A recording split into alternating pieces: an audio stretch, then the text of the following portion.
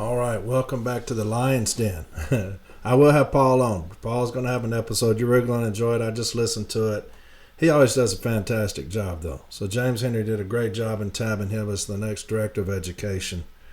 I'm going to scrap everything that I was going to do Monday, and we're going to do heat all damn day.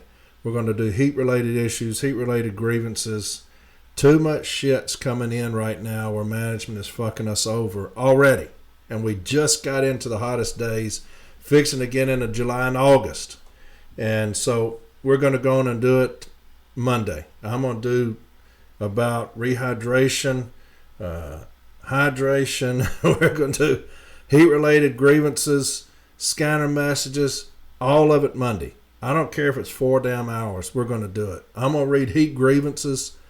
I'm going to do all of it Monday. All right? And we're going to attack this right off the jump. Right off the jump, we're going to address it, okay? I think that our safety people at National should be raising complete hell right now about this kind of shit. Carriers' lives are in danger, and management is putting them in danger.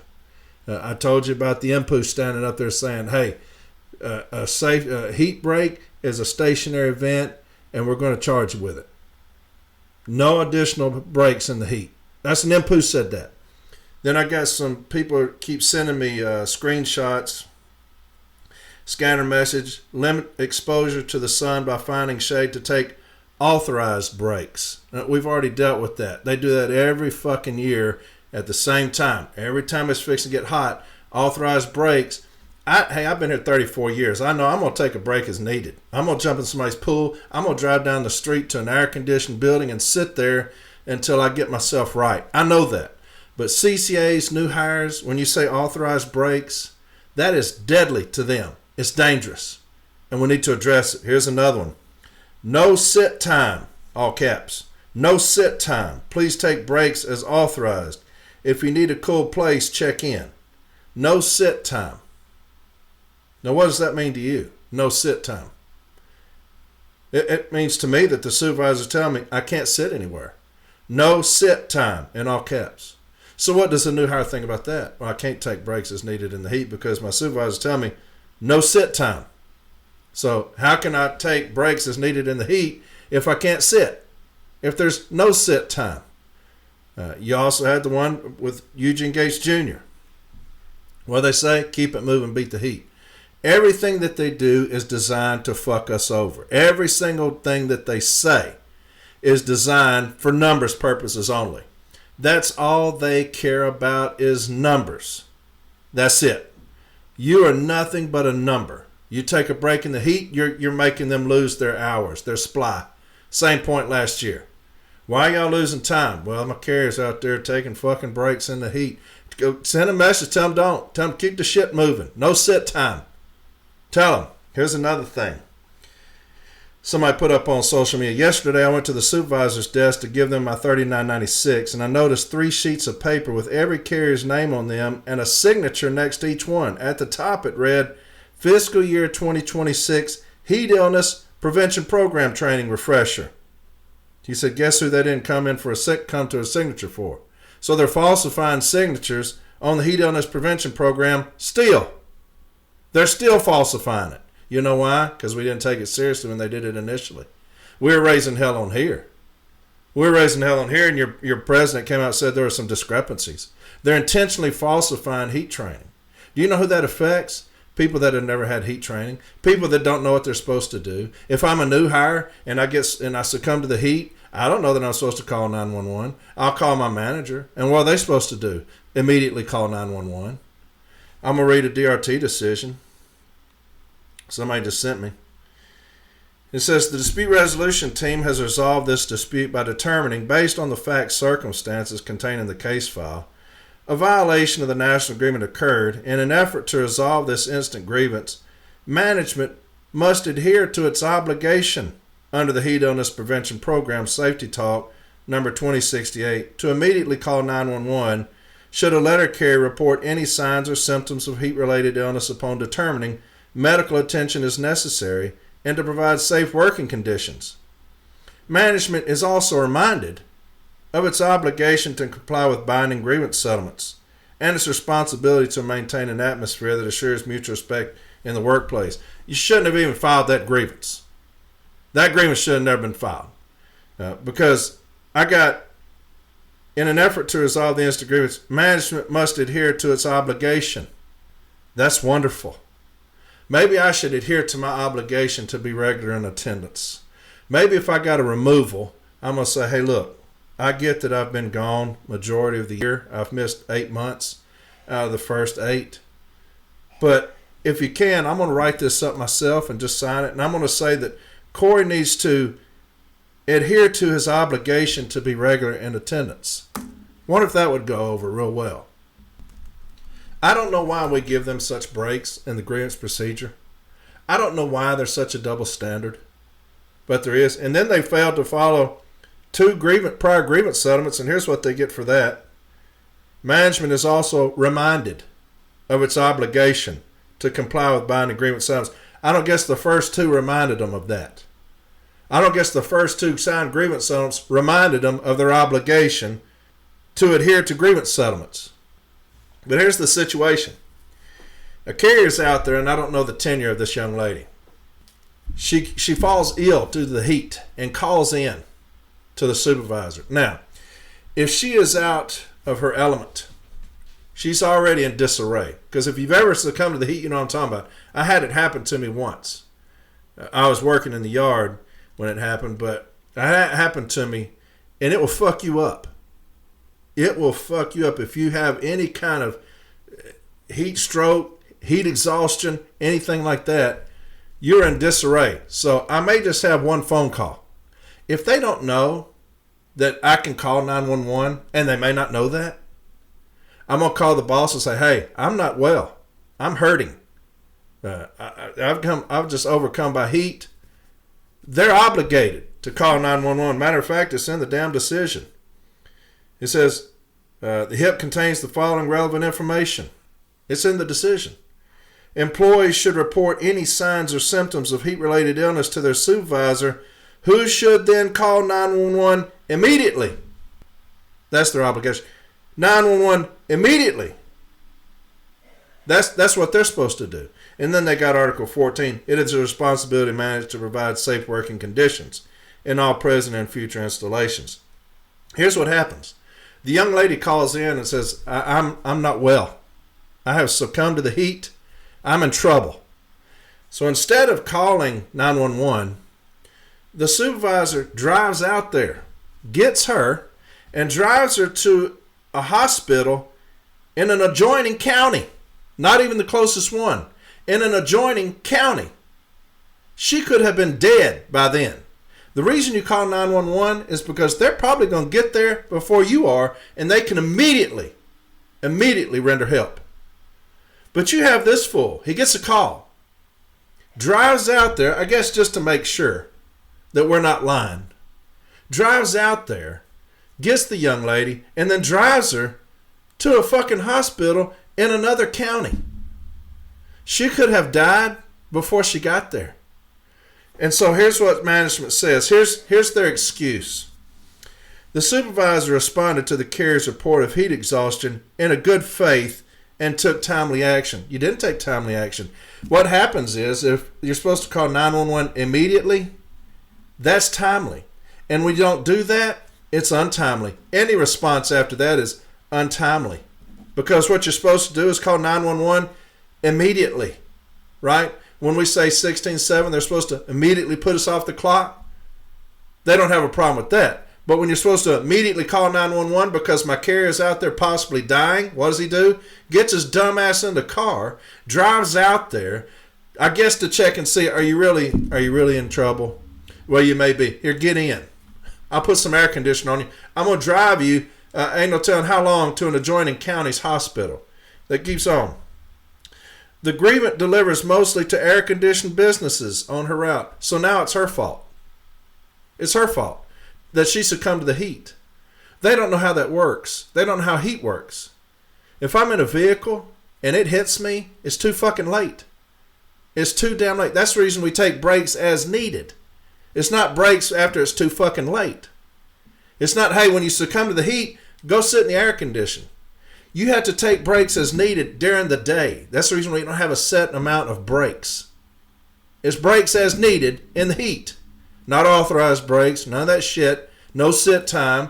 No keep it moving, beat the heat. It's take breaks as needed in the fucking heat. But they're blaming her now, like they always fucking do. The supervisor stated to the grievant that her safety was the primary concern. I guess that was why he was in the car, rather than her in an ambulance. Supervisor demonstrated concern for the grievant's welfare when he procured a wheelchair for her at the hospital. Well, thank you so fucking much. He procured a wheelchair for some young lady because she's probably now about 45 minutes too fucking long after she's called in about her being overcome by the heat. So after about 45 minutes, let me get you this wheelchair because you can't even fucking walk now because I'm irresponsible and stupid. But it says, based on the file provided, a violation of the national agreement occurred. Well, if a violation occurred, then we should get what we ask. Here's safety. We should get a cease and desist. But then they say this. The supervisor subsequently received heat safety training. I guarantee you, motherfucker didn't take 2 seconds of training. He probably sat at a fucking computer, was eating something, and just clicking, yes, yes, yes, yes. But he finally received heat safety training after my carrier almost fucking died. We got to take this shit seriously as a union. We've got to take carrier safety seriously as a union. It's the most important thing. There's nothing more important than a carrier's safety. Nothing. And we've got to start hammering these motherfuckers when they do this shit. I've got this thing I read to y'all the other day. This is from the Area Retail and Delivery Operations Vice President. Here in the southern area, rising temperatures come early, which makes our focus on heat illness and injury prevention even more important. Our heat illness prevention program training is vital. You gotta have a supervisor that hadn't taken it because they acknowledge that he's gotten it, and they're already falsifying it. That's how fucking vital it is. Managers aren't even getting it, and they're falsifying it again on the city letter carrier. We should be coming down like hell on these motherfuckers over this.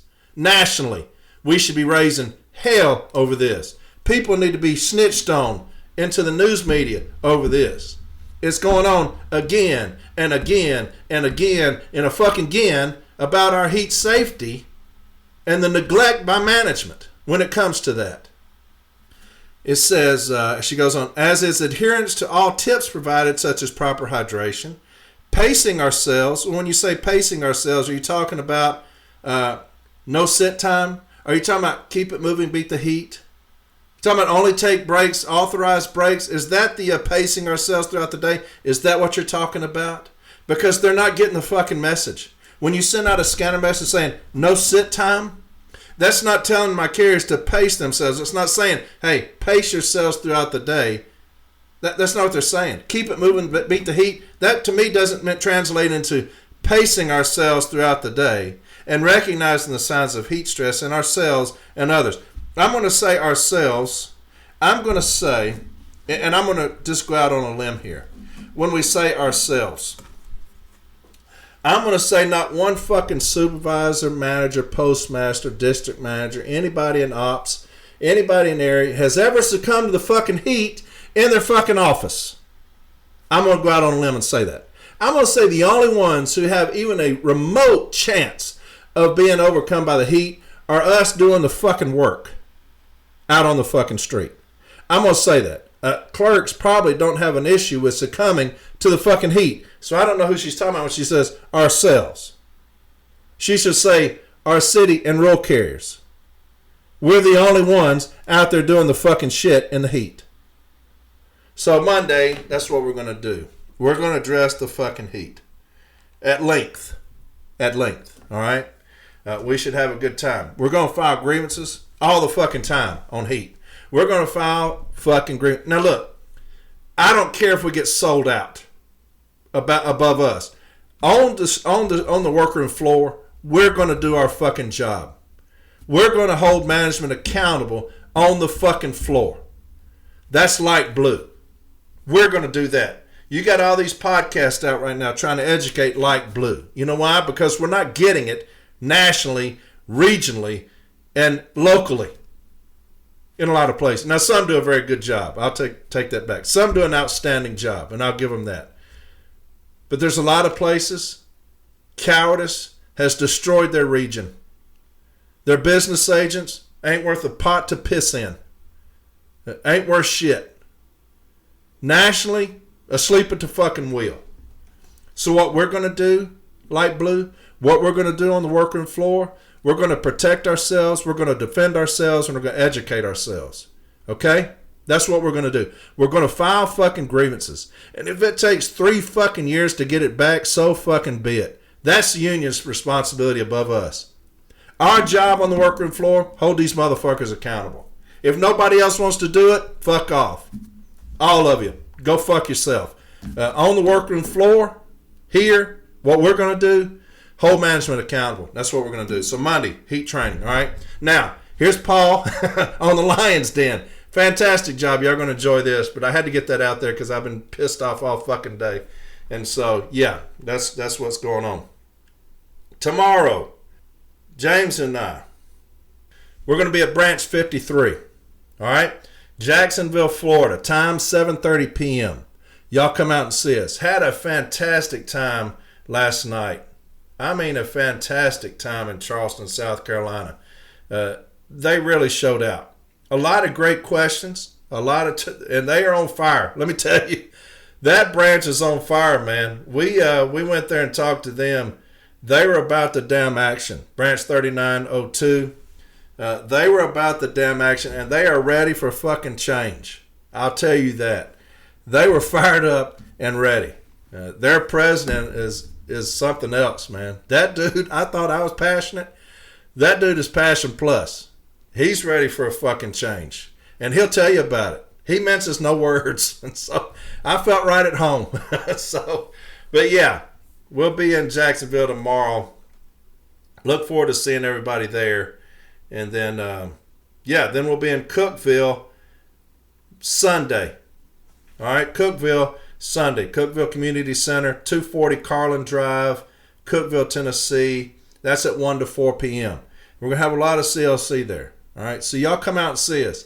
Dana Chambliss, who's going to be the next business agent, Region 8, is going to be there. You got me, James, Rob Cozier, Tom Rooney, Dave Groskoff. We're going to have a damn good time. Y'all make sure y'all come out and see us Sunday, all right? So here's Paul. Sorry to barge in on his time, but that was pissed me off, and we're going to address that Monday, okay? I love you, Light Blue. Stay safe. Stay safe. Take breaks as needed in the heat. No arbitrator in the country is going to hold that against you. No arbitrator in the country, okay? Fuck management. Fuck them during all of this. They will kill us for numbers' sake. They will kill us dead to save numbers. They don't give a fuck. So fuck them. All right? I love you. I'll talk to you on Monday, all right? Here's Paul. Bye. Protect the flock. We rally in the lion's den. Shield to shield, the storm is thundering. Unleash the roar, let the lions run. Torch the night until the battle's won.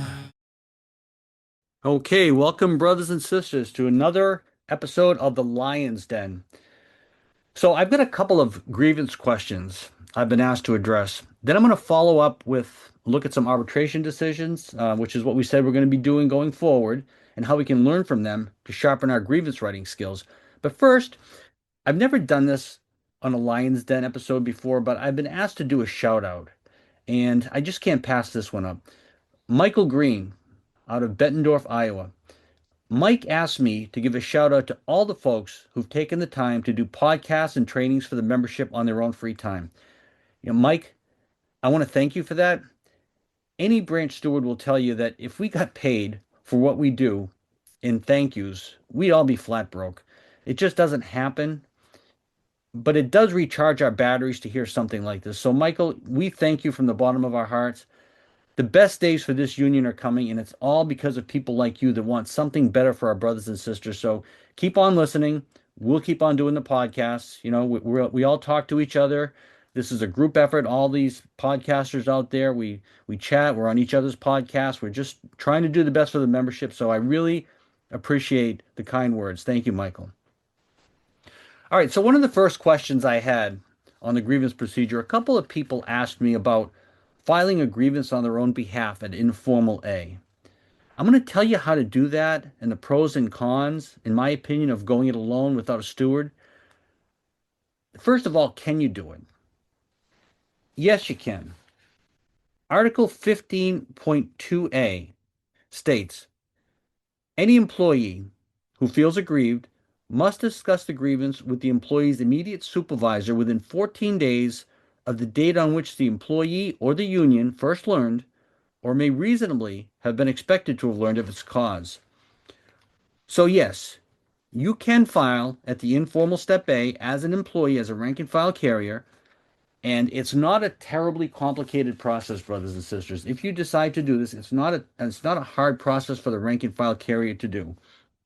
If you want to Google NALC Form 8190, which is the NALC USPS Joint Step A Grievance Form, this is going to pop right up. Your informal Step A meeting is between the two top bars at the top of the page. There's very little information here. It's very basic. You're going to be asked to fill out your name, your seniority date, your telephone number, your employee ID, your finance number. If you don't know that, you can ask the station manager for that or a supervisor, your branch number, NALC grievance number. You can make up your own grievance number here if you're filing your first grievance. It can be John Smith 1 or something like that, anything you want to do. The incident date, which is the date of the violation that you're claiming took place, and the date discussed with the supervisors when you're sitting down with the supervisor to talk about this. Now, when you sit down and talk to a supervisor at the informal step A of the grievance procedure, this is just a basic discussion of what you think the violation is. So you might be pressured by management to give a formal issue statement or list undisputed facts or outline your requested remedy. This is not required at the informal A step. It's an informal discussion. So as an example, you might go in and say, last Tuesday, my hours on Light Blue showed I worked 8 hours, but I know that I worked 9 hours. I believe that should be corrected. That's pretty much your total informal A grievance discussion, if that's what you want it to be. There's not really an obligation for anything else. Personally, I would go in with a set of bullet points of things you'd like to talk about. So if we're going back to that example, you might say, last Tuesday, I worked those 9 hours, 1 hour more than I was paid. I clocked out with 2 other employees at 5:30, so there's proof that I worked those hours. That might be a second bullet point. And you might have a third bullet point. I have a copy of a 3996 for an hour that I was instructed to work on another route. So there's more evidence that I worked on another route and worked overtime. But in the end, I only see a few positives for filing on your own at this level. First, if you have a steward that you think is not representing you properly, you can file on your own in that case, but I would really be moving up the tree of command in the union to try to make sure it's corrected. Now, there's going to be situations where you're going to think you have a valid argument, a valid grievance, and maybe the steward understands that it's not a grievance and you don't agree with that. You can discuss that with the steward. You can move up the tree of command. Like I said, you can talk to the branch president. If that doesn't give you any resolution, you can talk to the National Business Agent's office. But the bottom line is a steward is going to have a lot more authority to act in the grievance procedure. I'm going to talk about that and elaborate in just a second. So you're always better off using a steward when you can. Now, I suppose in a toxic environment, if you initiate a grievance at Informal A and the steward was notified and the grievance never moves forward, you could have a solid argument to file a labor charge against your own union. But in the end, every membership paying due is going to be used to finance the penalty or to defend against the charges. So it's kind of self-defeating. It's much better to fix this kind of a problem from within, from your own branch, from your own region. And if you have any problem with your stewards, this is the better route to go, in my opinion. So here's one of the problems of filing on your own behalf. I want you to look, or at least I'll read to you, Article 17.3E. Article 17.3E states, when it is necessary for a steward to leave his or her work area to investigate and adjust grievances or to investigate a specific problem to determine whether to file a grievance, the steward shall request permission from the immediate supervisor, and such request shall not be unreasonably denied. The steward, chief steward, or other union representative properly certified in accordance with Section 2 above may request and shall obtain access through the appropriate supervisor to review the documents, files, and other records necessary for processing a grievance or determining if a grievance exists, and shall have the right to interview the aggrieved employee, supervisors, and witnesses during working hours. Such requests shall not be unreasonably denied. So right here, a steward has the right to get information that you as a rank and file carrier can't access.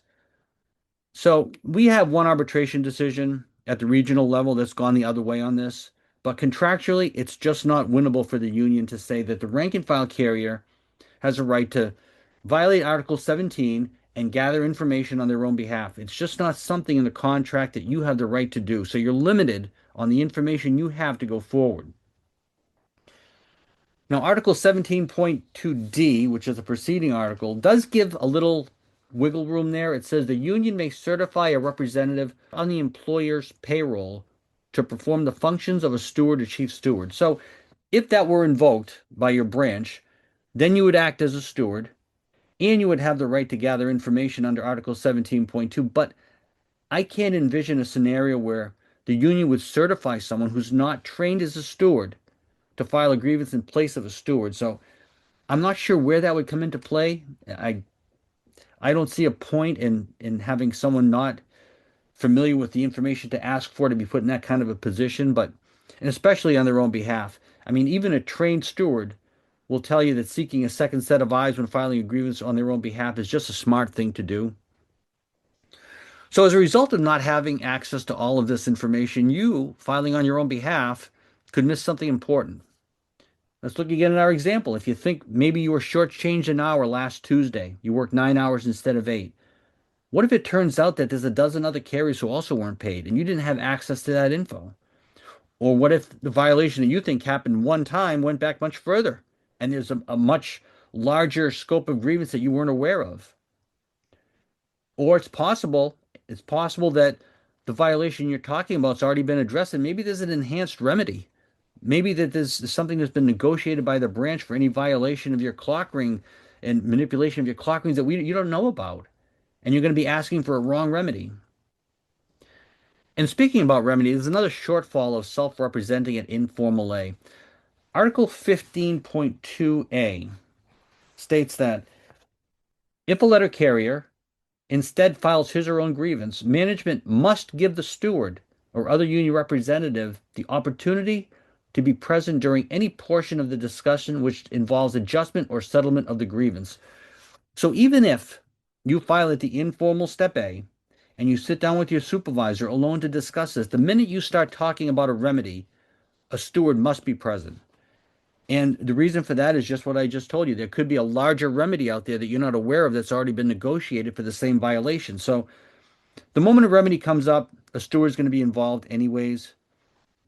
Now, there is some gray language on that too in Article 15.2b. I'm going to read that to you. This is an interpretation of Article 15.2. It's in the JCAM on page 15-3. During the informal Step A discussion, the supervisor and the steward, unless the grievant represents himself, have the authority to resolve the grievance.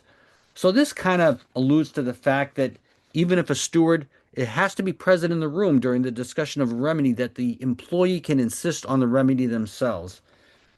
Again, this would not be recommended. The steward is going to know what an appropriate remedy is, and it's probably better than what you think it is. So it's always better for the steward to step in when it comes to discussing the remedy.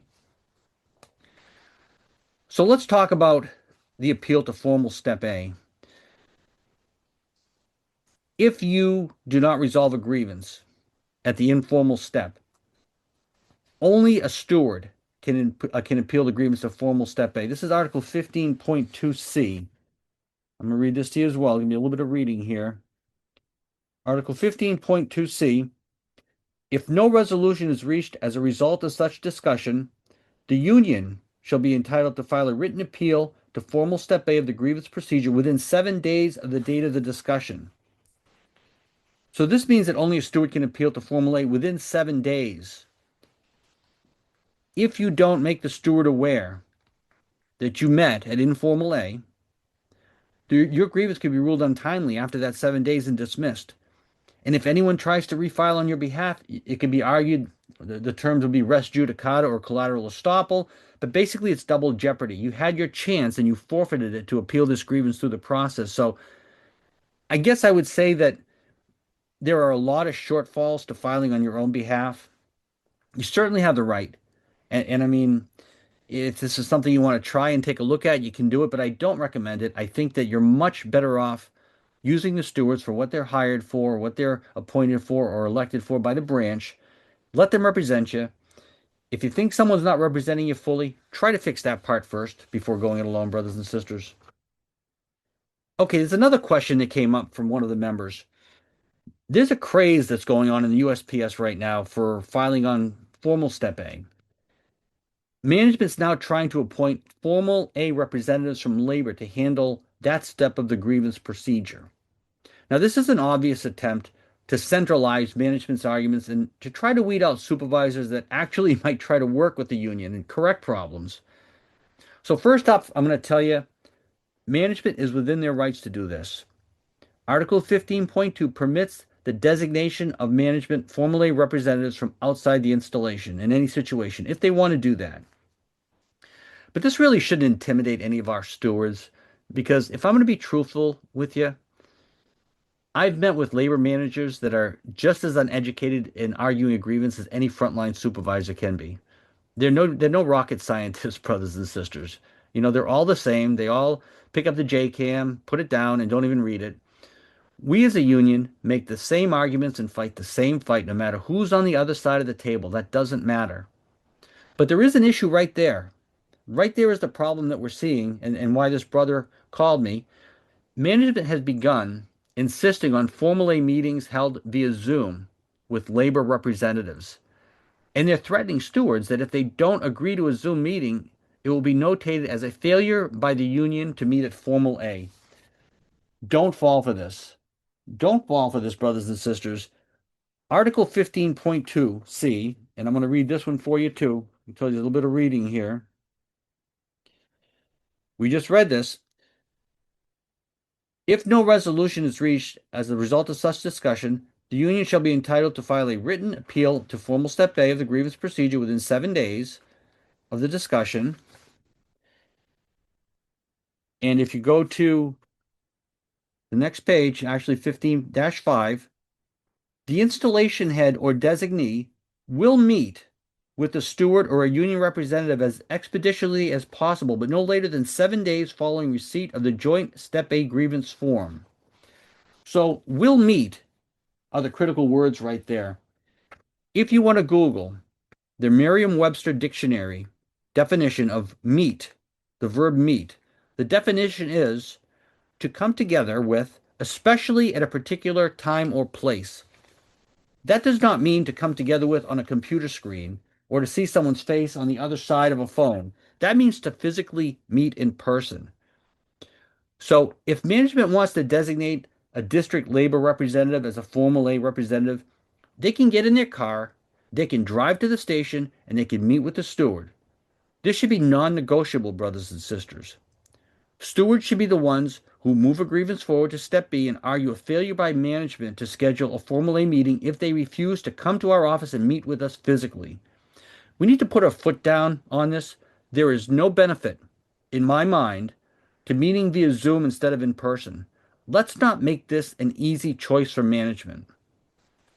So that's all I have to say on those two grievance issues that were brought up. Let's talk about a couple of arbitration decisions now. Not very long ago, there was a Lions Den episode where we outlined a game plan to battle welcome back packets. And based on a number of decisions, I've got 3 here in front of me, I think we should probably revise our plan and try to crystallize our approach on this in the grievance procedure. I'm going to go through these 3 arbitration decisions here and let you know the parts in here that I think are going to kind of focus our attack on welcome back packets. So this first decision here is a little bit older. It's 2022. It's the C number, which is the identification number where you can retrieve this if you have access to the arbitration program, is C35966. This is a class action arbitration, and the arbitrator's name is David Stanton. And again, the date of this decision is December 8th, 2022. I'm sorry, December 8th, 2022. So this is regarding welcome back packets. And in this grievance, the steward argued Article 5. That was one of the major arguments. Article 5, past practice. And they're saying that there was a past practice changed by establishing welcome back packets for carriers who called in sick. Every absence required a welcome back packet discussion or a signature by the carrier. And that was their major approach, was Article 5. So I'm going to look at page 11 of this decision. I'm going to read this to you. Then this is the actual decision part of the arbitration. So there's arguments from the service, from the union, and then the actual decision of the arbitrator for those who haven't actually seen a decision. This reads, Postal Service's witnesses testified a welcome back meeting is conducted with all employees who have experienced an unscheduled absence upon that employee's return to work from that absence. And now they're talking about the supervisor here. She went on to state that in many instances, the welcome back meeting was well received from various employees and did not prove to be controversial for those she interviewed. Following an absence, Postal Form 3971 is prepared based on the absence reporting system utilized, and the supervisor's signature is required to approve how the employee elects to be paid. She, again, this is the supervisor, indicated the intent and goal of these meetings is to provide the employee information with respect to his or her obligations regarding attendance and the utilization of sick leave, such as a leave policy that many employees are provided explanations of, including the Family Medical Leave Act and the current requirements necessary to initiate coverage, and in many instances are provided the appropriate forms to complete. Now, first of all, I'm going to jump in here. The right to FMLA coverage is not supposed to be given to a carrier in a welcome back meeting. This is supposed to be provided immediately when you call in sick. So that right there is an incorrect assessment in this argument. And I'll go on to say the supervisor indicated it was an opportunity to ascertain if indeed a situation like this, that some other basis may exist for that which she characterized as an abnormal call-off of an employee with otherwise excellent attendance. I apologize for the grammar here. I'm reading off of these arbitration awards, and some of them are a little sketchy on grammar. It goes on to say employees with excellent attendance records, such as employee XYZ, on the other hand, in the event an employee is risking repetitive unscheduled absences, then discussions may include certain disciplinary aspects that may arise from recurring attendance-related missteps. So right there you have what our argument should be here. I'm going to read that one more time. In the event an employee is risking repetitive unscheduled absences, then discussions may include certain disciplinary aspects that may arise for recurring attendance-related missteps. That's an official discussion. There is no doubt that that's an official discussion. You're talking about potential discipline that may occur for recurring attendance missteps. So there's our argument right there. That's what we should have attacked right here in this arbitration. Now on page 13, this goes on to say, with respect to the union's overtures concerning the implications of disciplinary action, the way these matters occur, if it in fact rises to the level of disciplinary in nature, affords the employee the opportunity to grieve that which they believe is disciplinary in nature. There is no evidence of record to suggest disciplinary action was issued to any of these employees or that any employee referenced has been prejudiced or harmed. So right here, this arbitrator is telling us he needs evidence to show that this was used in discipline. And we can get this because almost every PBI or investigative interview regarding discipline is going to say, were you made aware of your rights? During your welcome back discussion, when we gave you this packet, were you made aware of your rights or your obligation to be regular in attendance? That is going to be part of the discipline. You're going to cite that investigative interview as evidence that they used that welcome back packet in issuing discipline. So that arbitration was, again, 2022. We've got a follow-up here in 2024, and this is from arbitrator Jacqueline Drucker, and the arbitration reference number is 36516. Now, this is a case that was actually sustained for the union, but there's an important part here that I want to read, and it's going to be on the last page of this decision, which is on page 8. It says, while absence-related discipline appears to have been meted out on at least one occasion in conjunction with the return to work meeting and the use of the return to work form, the evidence is insufficient to establish a link between the form and the actual absence record such that reversal of discipline would be warranted. So we won the grievance here in this arbitration regarding the use of the welcome back package, but we didn't lose the expungement of the discipline because we didn't show the link. Now, again, as I just said, that link might be the PDI notes that you could get from the supervisor, the investigative interview notes, where it shows it was asked the question, were you made aware of your obligation to be regular in attendance through these welcome back packets? So we're going to drill that in. We need those investigative interview notes. We need to reinforce that as evidence in our grievance file to show that this was used, this was referenced. And you should be making that argument. Anything in an investigative interview is used to consider discipline. So if that question is asked, they can't come back and say, we didn't use the answer you gave us. Yes, they did. That was their investigation. Anything in that investigation concluded with their decision to issue discipline. So let's look at our last decision here. This is a very recent one, and this is the one that kind of sparked this discussion. The decision on this was May 4th, 2026, and this was a decision by arbitrator Zachary Morris. The reference number is C37711. Now, the problem here is this arbitrator cited both of these prior disciplines, and he kind of jumped and made some leaps on the language and connected everything to make some very difficult arguments for us to bypass. So I'm going to read from this on page 13. For management to suggest that the return to work document is not a form denies its obvious nature and purpose. Now, this is a reference from arbitrator Drucker, actually. The return to work document was created as a set of template for repeated use, with each use containing and seeking the same foundational content and format, with blanks into which prescribed information must be entered, with the additional space for signature by the supervisor and initials by the employee. The return to work documents that supervisors at the LaGrange Post Office are required to complete and use, and that letter carriers are required to sign, fulfills the common concept and understanding of a form. But he goes on to say that in contrast to the arbitrator Drucker case above, the form used in Cleveland contains only 3 blanks that are filled out: the employee's name, their ID number, and the manager's signature. Everything else is quite literally a checklist for management, and there's no indication that an employee ever so much as sees it. Critically, the employee is not required to sign it, and it contains no employee information beyond their EIN.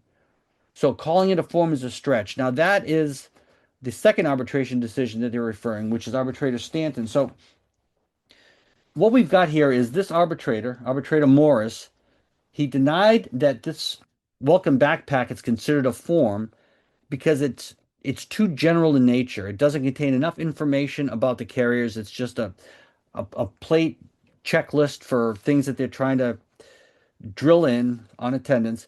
So I would say, brothers and sisters, based on these 3 decisions, that maybe classifying the welcome back packet as a form might be something that we're going to steer away from. Maybe we should more focus on the actual attack of it being an official discussion, especially if we can get these notes in the investigative interviews, if we can get a piece of discipline that's attached to it, and if we can get the reference to the welcome back packets. This is going to be our strongest argument, I think, going forward. I think trying to address the welcome back packet as a locally generated form, there's 3 decisions here. 1 went our way, 2 went against us, and I think at this point we should probably try to, unless you have a clear path forward, unless you maybe have a step B decision you can rely on that said that these are locally generated forms and you can reinforce that. Because what we need here is we need more decisions, more than less. We need 2 or 3 decisions saying this is a locally generated form, but where there's 2 or 3 that are already leaning against us, let's focus our arguments on, is this an official discussion? When you bring carriers in and you hand them this form after every absence, and you're going over their attendance procedures, and you reference this in a disciplinary interview, a pre-disciplinary interview, does this become an official discussion? I would say yes. I think we have some evidence that it does if we document it. That's how I would attack this. So again, going forward, we're going to try to get some advocates to step in and talk to us about how the hearing went, but this was kind of short notice, and a lot of these advocates are all over the country, so it's not going to be as easy to squirrel away them to come on the show, but we are going to do that in the future. But these 3 decisions, I think I'm going to crystallize our argument here and maybe revise the way we should go forward on this. Let's attack discipline that's issued from welcome back packets. Let's sit and wait, get a good scenario where we have a lot of evidence, hit them hard, and maybe our decision will come back that they have to stop doing the welcome back packets altogether, that we can classify them as official discussions and knock them out. So with that, brothers and sisters, I think this is probably a relatively short episode of the Lion's Den, but we're going to keep them short. We're going to keep them to the point. We're going to focus on these arbitration decisions, and we're going to go after ways that we can improve our grievance procedure and learn from them, because this is something that's been lacking in our union. We've been denied access to the arbitration program, and there's some indication that might change. I think there's been some talk about informal aid training. They're going to open up the arbitration program for us, but this should have been done a long time ago. This is where you learn which arguments work and which ones don't. So we're going to be looking at this going forward, and I want to thank you for joining us, and hopefully you got something out of this. Any more questions, direct them my way or to Corey's way, and we'll get them answered for you. Have a great day, brothers and sisters, and we'll talk to you soon again on the Lion's Den.